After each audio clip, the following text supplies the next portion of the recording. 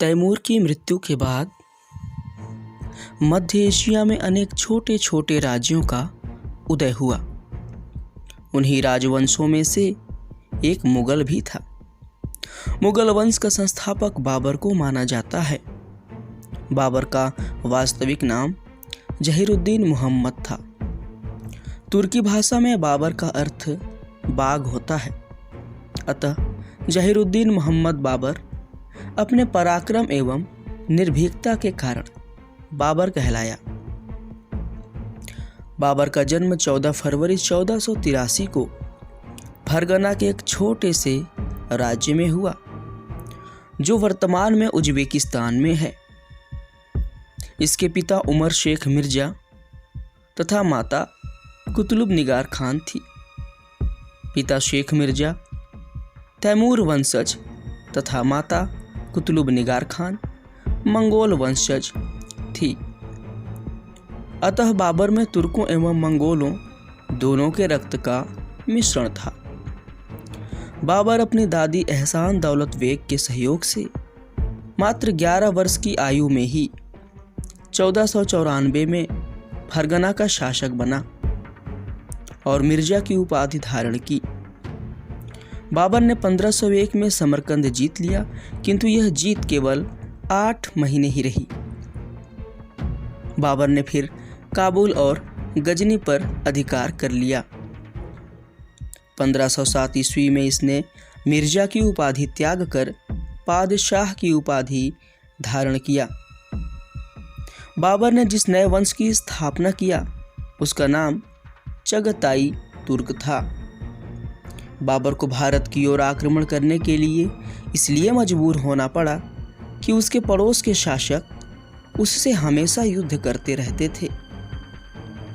बाबर पानीपत के प्रथम युद्ध से पहले भारत पर 4 बार आक्रमण किया। पानीपत का प्रथम युद्ध उसका भारत पर 5वां आक्रमण था। 1519 ईस्वी में बाबर ने पहला बाजौर अभियान किया था।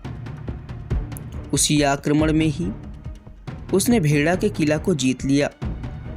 बाबर ने इस किले को जीतने के लिए सर्वप्रथम बारूद और तोप का प्रयोग किया। पानीपत के प्रथम युद्ध के लिए बाबर को निमंत्रण पंजाब का सूबेदार दौलत खां लोदी, इब्राहिम लोदी के चाचा आलम खां लोदी और राणा सांगा ने दिया। पानीपत के प्रथम युद्ध 1526 ईस्वी में बाबर ने उज्बेकों की युद्ध नीति तुगलमा, जिसे अर्धचंद्राकार नीति भी कहते हैं, तथा तोपों को सजाने के लिए उस्मानी विधि का प्रयोग किया और इब्राहिम लोदी को पराजित कर दिया और युद्ध में इब्राहिम लोदी मारा गया। दिल्ली सल्तनत का एकमात्र शासक इब्राहिम लोदी जो युद्ध में मारा गया था। भारत में तोप का प्रयोग पहली बार बाबर ने ही किया। पानीपत के युद्ध में बाबर के तोपखाने का नेतृत्व उस्ताद अली और मुस्तफ़ा खां नामक 2 तुर्की अधिकारियों ने किया। तुगलमा नीति को अर्धचंद्राकार नीति भी कहते हैं। इस नीति के सफलता का मुख्य स्रोत तोपों की उपस्थिति थी। पानीपत का युद्ध परिणाम की दृष्टि से महत्वपूर्ण नहीं था। फलस्वरूप इस युद्ध में भारत के भाग्य नहीं बल्कि लोदियों के भाग्य का निर्णय था। बाबर का पसंदीदा शहर काबुल था। पानीपत के प्रथम युद्ध के विजय के बाद बाबर ने काबुल के प्रत्येक निवासियों को एक चांदी का सिक्का दिया और कलंदर यानी दाने की उपाधि धारण किया। पानीपत का प्रथम युद्ध में बाबर ने यह निर्णय नहीं किया था कि वह भारत में स्थायी रूप से रहेगा। जैसे ही बाबर ने भारत में रहने की योजना बनाई तो राणा सांगा ने विरोध कर दिया। 1527 ईस्वी में खानवा, जो कि आगरा के समीप है, की जगह पर खानवा का युद्ध हो गया। इस युद्ध में राणा सांगा के साथ इब्राहिम लोदी के भाई महमूद लोदी, आलम खां लोदी और चंदेरी के राजा मेदिनी राय थे। सबकी सेना आगरा आई और उसके बाद संयुक्त सेना खानवा के मैदान में आ गई।